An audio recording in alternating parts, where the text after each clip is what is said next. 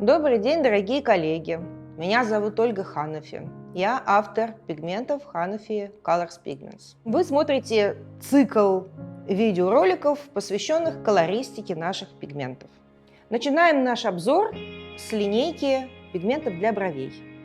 По каждому из пигментов будет отдельный видеоролик.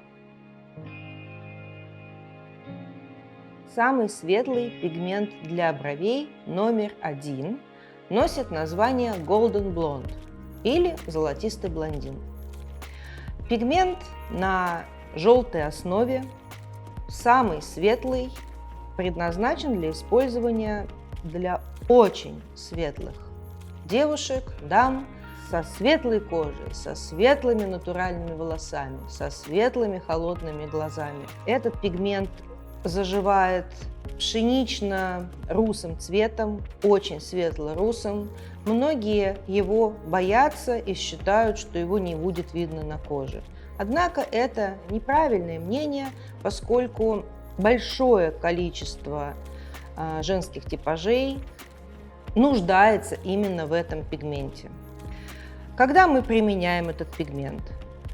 Для молоденьких девочек с голубыми или зеленоватыми глазами, с натуральными блондинистыми волосами, не крашенными, а именно натуральными блондинками. Тогда, когда свои волоски в бровях светлые, когда вычурность и темнота будет абсолютно неуместна. Очень уместен этот пигмент при работе на бровях с дамами элегантного возраста. Тут получается двоякая ситуация. С одной стороны, краски на лице уже блекнут, и зрение ухудшается, и женщины хотят яркости. Но при этом не нужно забывать, что излишне темные яркие оттенки очень грубят такие типажи и добавляют возраста.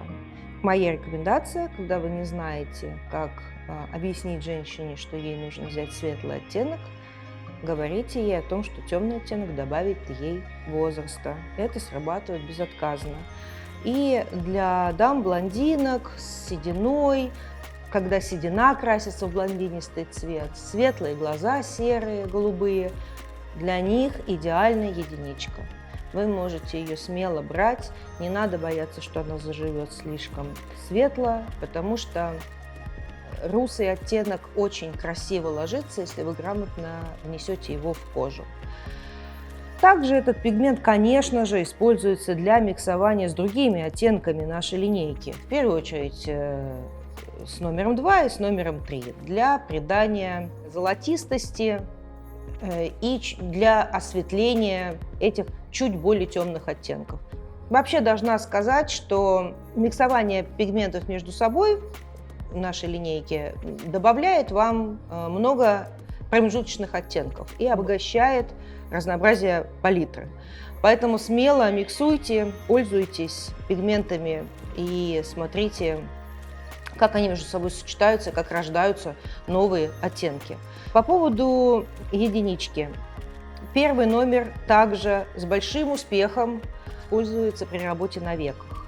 Когда мы занимаемся созданием вуальной градиентной растушевки, от темной глубины, от ресниц, создаем градиентные тени, то самым верхним этажом в конце работы стоит вот как раз единичка. Очень часто ее выгодно использовать не только на светлых девушках, но и даже если вы делаете достаточно темную растушевку, так скажем, отполировать в конце работы мелкой россыпью вот этого золотисто-желтого пигмента бывает очень выгодно, сглаживает все какие-то неровности, недостатки визуального восприятия лежащей растушевки. Вот именно что полирует это все и придает особый шик и красоту. Пользуйтесь этим пигментом без опасений, не бойтесь его светлости. Это очень нужный пигмент в нашей палитре.